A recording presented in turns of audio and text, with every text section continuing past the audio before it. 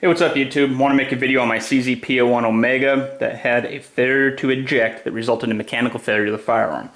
I'm making this video because I believe it's actually a much larger issue than originally thought. I think it's going to be affecting the P-07s, the P-09s, P-01 Omega of course, the 75 Omegas, anything that has the Omega trigger system in it. And I just wanted to show you what happened.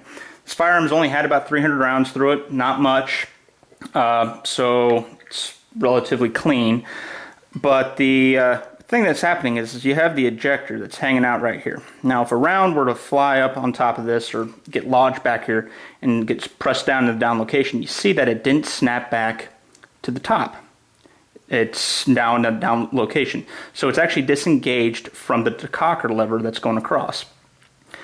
Now, what happens is if I press on the side of this decocker, you'll see that it pops back in the battery. The issue is, say that you get the round in there and it presses down. Man, it wants to break on its own. And it presses down on it. And then, so you've done it, you cleared it, and then you send this home. It's out of battery. This is a big issue. Because now, trigger doesn't work. You have to push this down in order for it to get to go. In a life or death situation, this is a paperweight. Nothing more than that. So let's get on the inside and see what's actually going on with this. Hopefully this will help CZ. I'm arrogant enough to think that it will. But we'll see what happens. So if you look at the frame, you'll see that the ejector has a wear mark on it right here. That's actually where, when this is being depressed, it is rubbing on the slide when it's actuating back and forth. That's where it's getting caught up at. The same spot over here on the slide, it necks down right here, and right where it necks down is where I'm thinking this thing is rubbing at.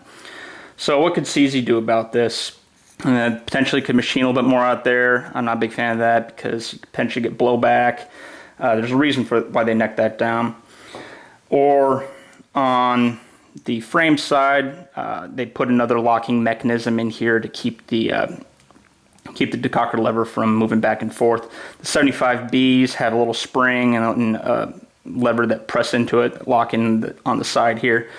There's a lot of things they could do, but the biggest thing they need to do is they need to keep the extractor from being able to actuate when the slide is on. This is the only firearm I'm aware of where the the ejector is movable. It's the only one. So they could either put a pin in there, I don't know. There's a lot of things they could do, but something needs to happen because this is a big design fault.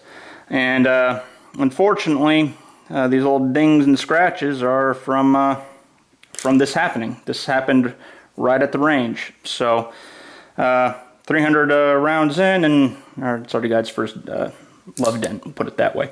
So anyway, I think CZ will do the right thing by us and let us know. I've notified them of my issue on the firearm.